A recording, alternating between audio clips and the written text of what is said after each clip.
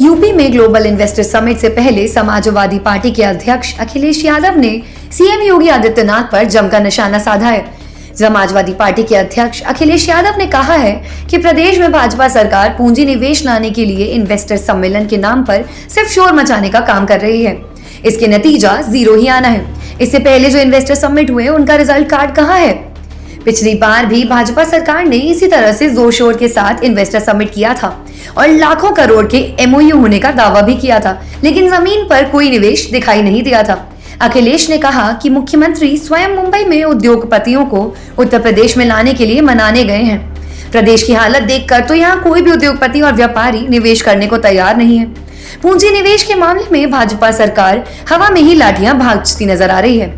6 वर्ष में अभी तक औद्योगिक नीति ही स्पष्ट नहीं कर पाई होगी सरकार की गलत नीतियों से यूपी विकास के मामले में लगातार पिछड़ता जा रहा है। सपा मुखियों ने कहा है कि पूंजी निवेश के लिए देश और दुनिया भर में अपने मंत्रिमंडल के साथ भटक रहे मुख्यमंत्री अपनी सरकार के 6 वर्षों के कार्यकाल में औद्योगिक नीति को ही स्पष्ट नहीं कर पाए हैं। उद्यमियों को यहाँ आने पर क्या क्या सुविधाएं मिलेंगी, इस पर जबानी जमा खर्च ही हो रहा है। व्यापारियों की समस्याओं के समाधान की दिशा में कुछ भी कार्यवाही नहीं होती है।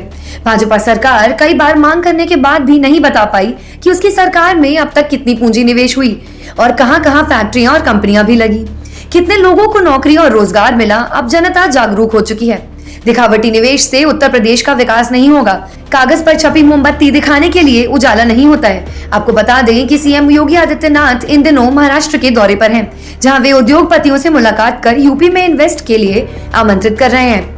लिहाजा अब देखना होगा कि अखिलेश के इस बयान का जवाब आखिर किस कदर मिलता है।